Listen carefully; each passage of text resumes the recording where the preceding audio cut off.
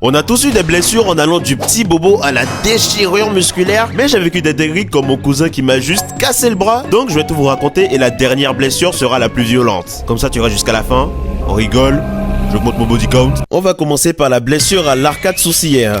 Alors faut savoir que moi je suis un emmerdeur de première. Quand j'étais petit et que je pouvais pas téter le sein de ma mère, je me mettais à pleurer direct. Bon après j'avais 13 ans mais c'est pas important. Donc le moment où j'étais le plus relou c'était quand on partageait une tablette ma cousine et moi. Mais j'étais vraiment accro. Je sais plus ce que je regardais dessus d'ailleurs, mais la madré me l'a confisqué. Donc j'ai trouvé la cachette et c'était posé en hauteur. Vous voyez la connerie et la blessure idiote arriver? Ouais.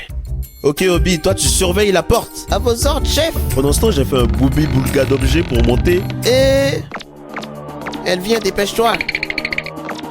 Allez!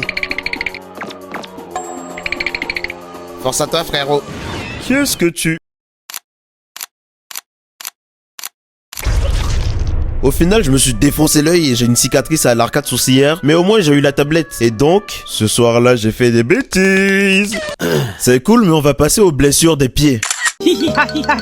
J'étais en 5ème, mais avec mes potes, dès qu'on entendait la sonnerie, on allait jouer au foot. On s'amusait énormément, mais on jouait sur des sols en sable dur, donc on se mettait pieds nus pour pas salir nos pères à 500 balles. Pieds nus plus sol dur. Ici les enfants, blessure idiote en approche. Donc je me croyais fort, mais je courais à ma perte. Donc voilà ce qui s'est passé. Entends ma rage. Blizzard éternel. Dans la réalité. Blizzard éternel. Je me suis défoncé le pied, mais c'est pas fini. Parce qu'on n'avait pas le droit de jouer, donc qui est-ce que je vais venir pour nous expulser? Jordan Bardella? Ça en avait tout l'air, mais c'était un surveillant du collège. Donc on a tous pris la poudre d'escampette et même moi avec mon pied défoncé. Mais fallait me voir en classe après. Tout le monde est là. Xanto? Présent. Ornis?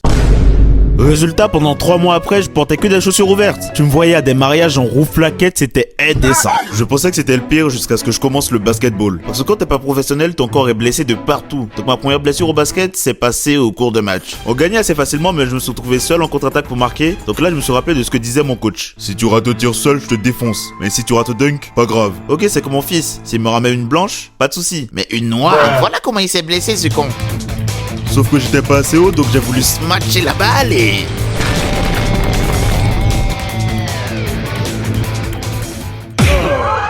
Bah même Picelso, on aurait dit en français après les impôts dans la France de Macron. Là tu te dis, il se blesse pas plus au doigt vu qu'il est dessinateur. La blessure du tournoi 3 contre 3. Je vous mets dans le contexte. C'est la finale, il y a toutes les babies de la ville. Bon ok, il y en avait que 3 qui étaient moches en plus. Mais je joue en sachant que le prix de ce tournoi c'est un t-shirt et 3 clopes, histoire de rester en forme. Mais il se passe ça.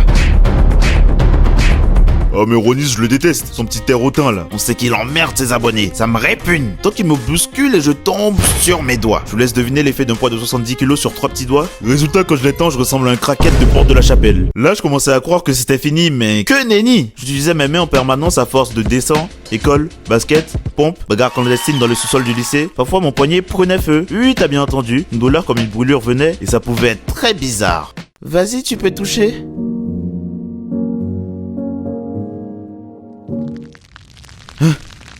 Je dois y aller. Mais le pire, c'est qu'à ce moment, je faisais un stage en chirurgie. Ce genre de blessure, ça peut être un canal carpien. Dans ce cas, on t'opère et on libère le nerf. Oh, tranquille alors. Et au pire, on t'ampute la main. Tu peux même devenir monocouille. Faut arrêter la pignouf, mon petit. Mais tout ça, c'était que des petits trucs. Maintenant, on va passer aux choses sérieuses. C'était en 5ème. Le cours de sport était un petit moment chill. Mais un jour, on arrive et on voit ça. Oh, pinaise. On va vraiment grimper ça? Impossible, personne peut.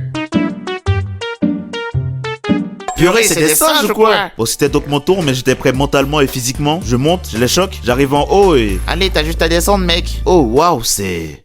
Oh, quand même.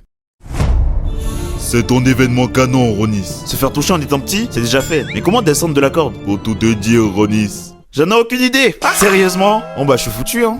Et là, j'avais plus de force, donc j'ai glissé tout en gardant la corde pendant la chute. J'ai eu les mains brûlées au 2e degré. Je me sentais comme des coups d'un machin, mais sans les pouvoirs, le buzz, les babies. On s'en fout. Et le bras cassé alors? Ok, je vais tout vous raconter. J'avais 10 ans et c'était une petite fête avec la famille et des amis. Donc t'imagines sûrement ça, mais on était super nombreux parce qu'en Afrique, ça se reproduit à foison. Donc on chillait ensemble et on a fini par faire une course avec mon cousin Curtis. Pourquoi? On est des mecs. On voulait juste comparer les pafs. Mais lui, il voulait vraiment gagner. Donc voilà la course.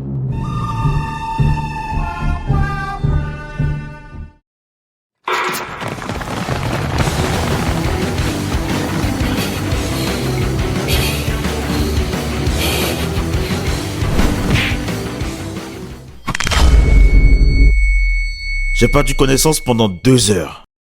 Je me suis réveillé après avec un bandage sur mon bras cassé qui me faisait extrêmement mal et étonnamment, j'en avais rien à foutre. J'ai juste regardé Dragon Ball GT tranquille comme un Doogie Dingo. N'hésitez pas à me raconter vos pires blessures, rejoignez le serveur en description. Je vous aime, bisous.